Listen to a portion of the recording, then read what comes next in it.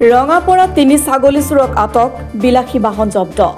ৰঙাপৰাত ছাগলী চুৰি কৰিবলৈ আহি ৰঙাঘৰৰ আলহী হ'ল তিনিজন গভাইত ছাগলী চোৰ কালি সন্ধিয়া ৰঙাপৰাৰ ঠাকুৰবাৰী খেলপথাৰৰ পৰা ছাগলী চুৰি কৰি বিলাসী বাহনত ভৰাই থকা সময়তে ৰাইজে হাতেলুতে ধৰা পেলাই তিনি ছাগলী চোৰক নম্বৰবিহীন এখন বিলাসী বাহনত ছাগলী ভৰাই থকা সময়ত ছাগলীৰ গৰাকী ঠাকুৰবাৰী নাহৰবাৰী ভাকু কুমাৰে প্ৰত্যক্ষ কৰে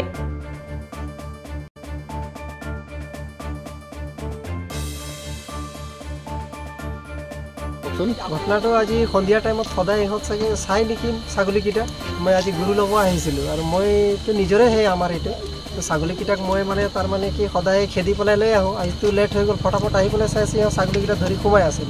তো মোক চালে মই একদম চাইকেলটো মাজেদি পাৰ কৰি দিলোঁ আৰু ছাগলীকেইটা পলাই গ'ল এইফালে পিছত এই ল'ৰাটোক মই ফোন কৰিলোঁ চবক পিছত আৰু ছাগলী সোমাই দিছিলে এটা আৰু এটা ইঠি কৰিছিলে পিছততো ইহঁতে ইফালে পলাই গ'ল একদম মানে ফোন কৰি আছোঁ তেতিয়া আকৌ ঘূৰি আহিছে পিছত আমি এইফালে আমাৰ শংকৰ দাক ফোন কৰিছিলোঁ শংকৰ দাক ফোন কৰাৰ পিছত এইফালৰ পৰা আকৌ ঘূৰি আহিলে পিছত আমি ইয়াত আগতেই মানে ৰেডি কৰিছিলোঁ সেইকাৰণে ধৰা পালোঁ আৰু ইহঁতক কিহত লৈ গৈ আছিলে এই গাড়ীটোত কাৰত হয় নেকি কেইটা ছাগলী দুটা আছিল আৰু মানুহ কেইজন আছিলে মানুহ তিনিজন আছিলে তিনিজন তাৰমানে ইয়াৰ পৰা ছাগলী চুৰ হৈ থাকে বহুত চুৰ হৈছে আমাৰ ইমান চুৰ হৈছে সদায় দিনৰ আজি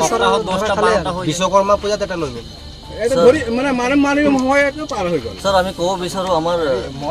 যি জনগোষ্ঠী আছে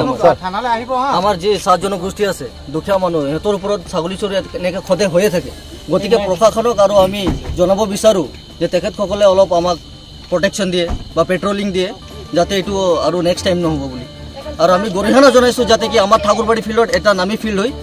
আৰু বাৰে বাৰে এনেকুৱা ধৰণৰ হৈ আছে মানে অপৰাধ গতিকে আমি বিচাৰো আমাৰ সেফটি হ'ব লাগে এৰিয়াটো আৰু আমি বিচাৰো আমাক সেফটি লাগে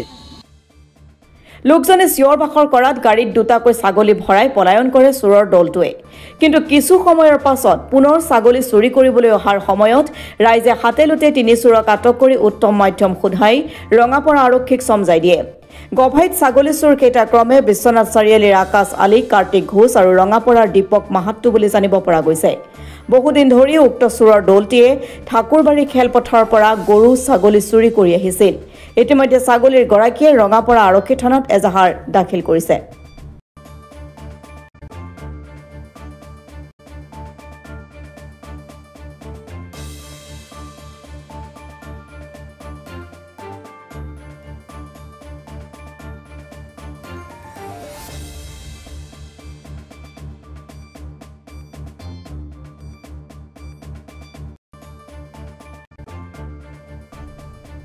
Bureau Report, Assam Today.